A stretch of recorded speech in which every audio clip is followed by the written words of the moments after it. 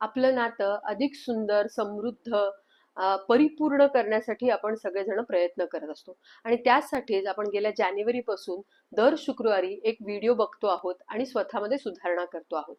आता आज त्याचाच पुढचा भाग म्हणजे डिसफंक्शनल थॉट्सच्या लेवल्स समजून घेणार आहोत. आपण जे विचार करतो त्याच्यामध्ये जो डिसफंक्शनल असेल त्याचे काही लेवल्स आहेत. 3 लेवल्स सांगितलेले आहेत, 3 पातळ्या सांगितलेल्या आहेत. आज आपण आजच्या व्हिडिओमध्ये आपण ते समजून घेणार आहोत.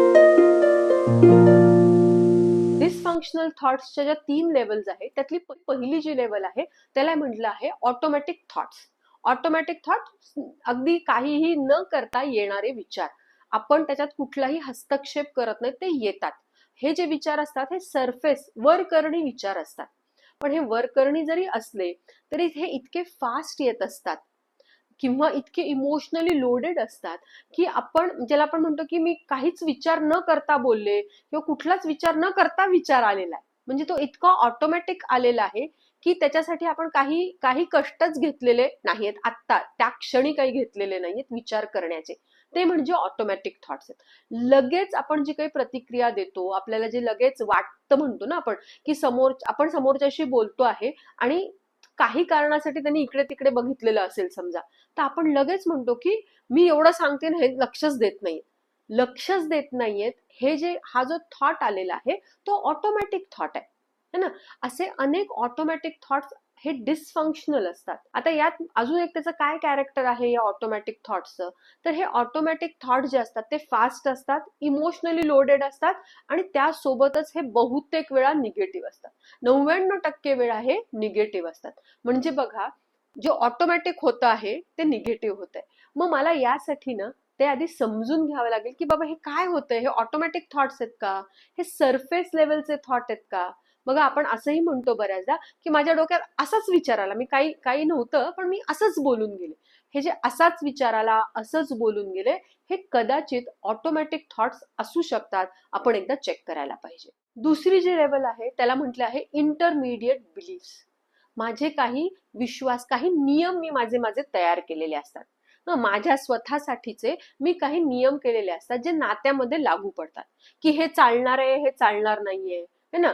मी झोपलेली असेल तर मला डिस्टर्ब नाही करायचा किंवा आवाज नाही करायचा. मी बोलत असताना हे असं नाही वागायचंय किंवा या टोन मध्ये माझ्याशी बोललेलं चालणार नाहीये. असे आपले काही नियम आपण घालून घेतलेले असतात नात्यांमध्ये. असायला पण पाहिजे, बाउंड्रीज आपण सेट करायलाच पाहिजे. पण हे जे नियम असतात ते अत्यंत कडक नियम असतात. त्याच्यामध्ये कुठलीही फ्लेक्झिबिलिटी नसते. परिस्थितीनुसार त्याच्यामध्ये काही चेंजेस, काही मॉडिफिकेशन करण्याची पण सोय नसते. हे अत्यंत स्ट्रिक्ट असतात. जे सगळे आपले नियम असतात ना ते खूप जास्त रिजिड असतात. त्याच्यामध्ये आपण बदलच करत नाही आणि त्याच्यामुळे सतत आपल्याला ना डिसअपॉइंटमेंट्स येत राहतात.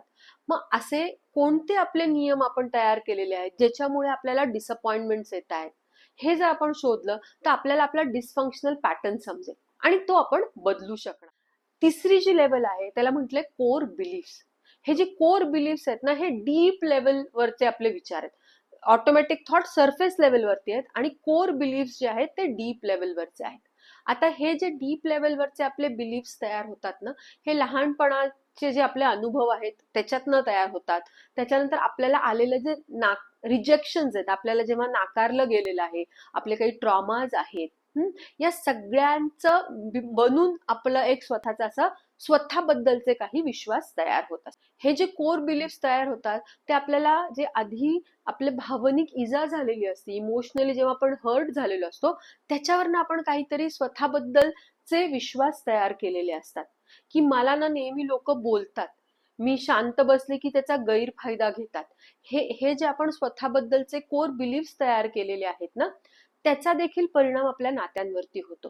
काय होतं की आपण परिस्थितीला नाकारण्यापेक्षा या कोर बिलीफ्समुळे आपण स्वतःलाच निगेटिव्हली ट्रीट करतो की माझाच प्रॉब्लेम आहे, माझाच इमोशनल इश्यूज लोक असं करतात मला. ते 3 लेवलवरती आपण डिसफंक्शनल वागत असतो किंवा आपले विचार असतात. तर आपण चेक करायला पाहिजे की नेमकं कुठल्या लेवलवरती कोणता डिसफंक्शनल थॉट्स आहेत. ऑटोमॅटिक लेवलवर काय आहे, इंटरमिडिएट बिलीफ्स वरती काय आहेत आणि कोर बिलीफ्स वरती काय आहेत. ह्या 3 लेवलवरती आपल्याला जर समजून घ्यायचं असेल तर आपल्याला ते लिहून काढावं लागेल. आपण हा व्हिडिओ शेवटपर्यंत बघताय याचा अर्थ आपल्याला स्वतःच्या नात्यावरती काम करायचं आहे. त्यामुळे व्हिडिओ झाला की लगेचच लिहून काढा की कोणते ऑटोमॅटिक थॉट आतापर्यंत आलेले, आजच्या दिवसात आलेले आहेत, कोणता कोर बिलीफ त्याच्यामध्ये आहे, किंवा कोणता इंटरमिडिएट आहे, कोणते नियम आपण घातलेले आहेत. मग आपल्या लक्षात येईल की आपण अनेक डिसफंक्शनल पॅटर्न्सनी वागतो आहे. एकदा हे लिहून काढलं की त्याच्यात बदल कसा करायचा हे आपण पुढच्या व्हिडिओमध्ये बघणार आहोत. हा व्हिडिओ आवडला असेल तर नक्की एका व्यक्तीसोबत शेअर करा आणि व्हिडिओ शेवटपर्यंत बघितला त्याबद्दल खूप खूप धन्यवाद.